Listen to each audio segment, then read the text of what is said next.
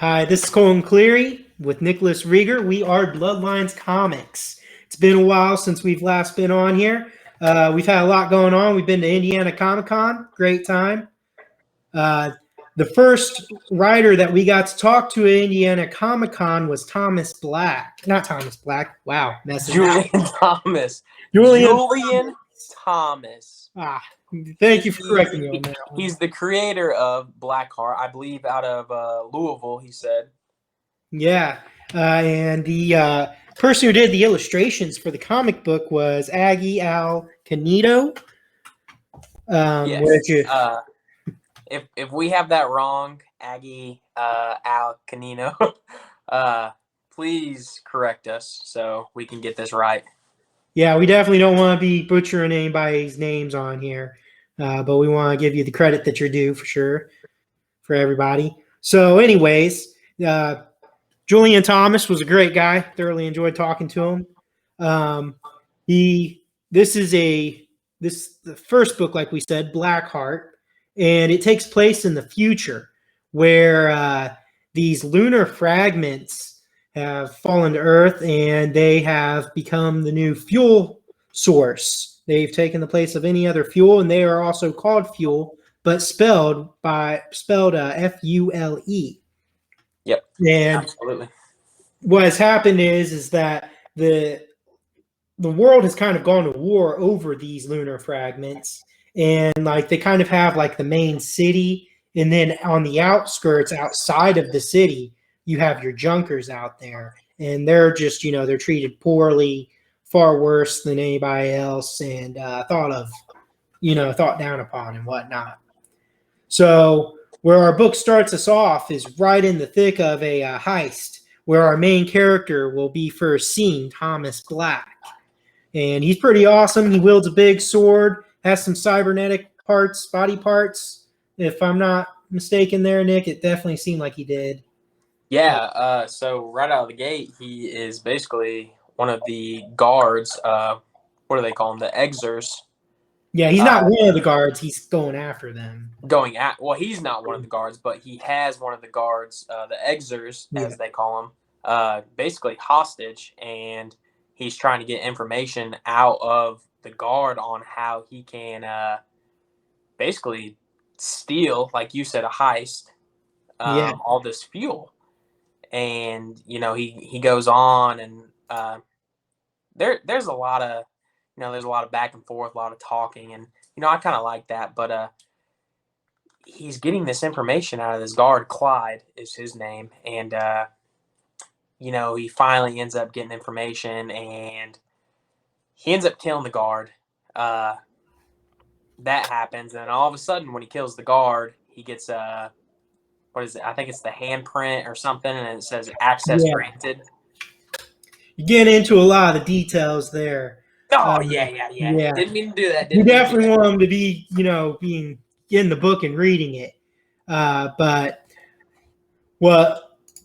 it seems like he moves faster and stuff as he's trying to, he's got a capability of moving faster than most human beings can. He's got more strength, it appears to be. Definitely a really cool character. This is more of a gritty comic book in the way that it feels and stuff, and trying to get more into that gritty apocalyptic future. And while it's going on, he's definitely setting it up, with because he keeps on saying the fever's getting to him. That's the fever talking. That's the fever taking over, and you gotta get out of there before the fever takes over. And we know, because from talking to the writer, he did say that there's some type of secret to his main character's blood, and that has something to do with the lunar fragments, and it's like the key to a problem or situation, if I remember correctly. So, we're not quite sure. The writer Julian didn't give us too much on that, and I went into way too much detail earlier. But like you said, it's based in 2094, I believe, and he's talking about this fever. And in this first issue, we're not quite sure what this fever is about. And the writer actually gave us information into the second issue that I will not say, because I do not want to do that. I want you to get the book and kind of have your own opinion about the book, because I guess that's really what comics are about. But basically, as we've been talking, the whole thing is about fuel. You want the fuel.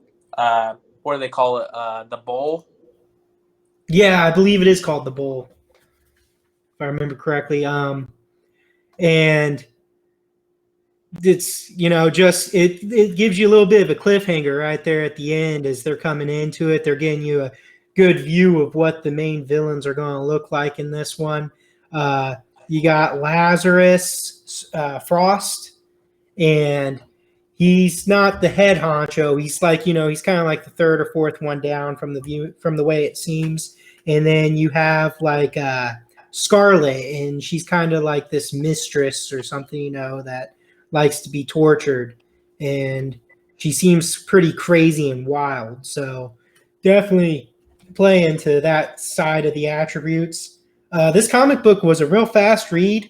It was a fun read too. It wasn't very slow or anything. Definitely kept the reader, compelled to keep on moving forward because it was just real fast paced, fun.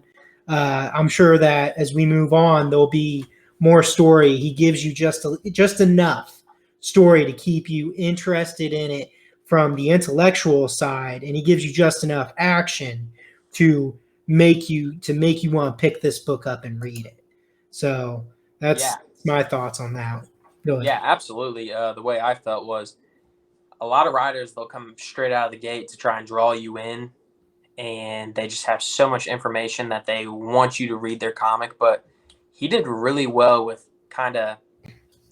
he comes out and he talks about points, and it kind of goes back and forth. And, Thomas Black, he goes in and he gets on the ship, and, talk is talk. And then all of a sudden he switches back and he's talking about, uh, dang it, what's his name?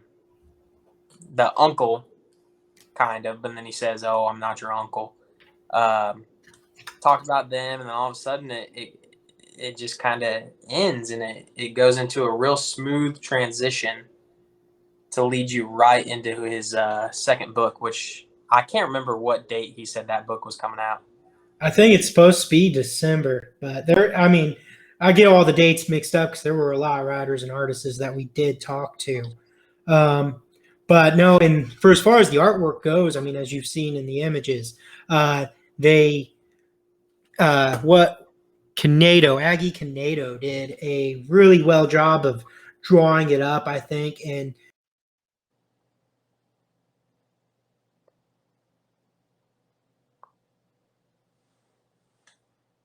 Colton.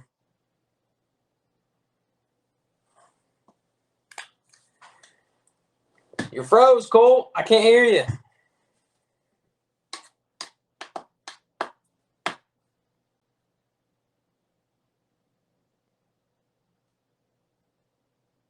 Can't hear you, buddy.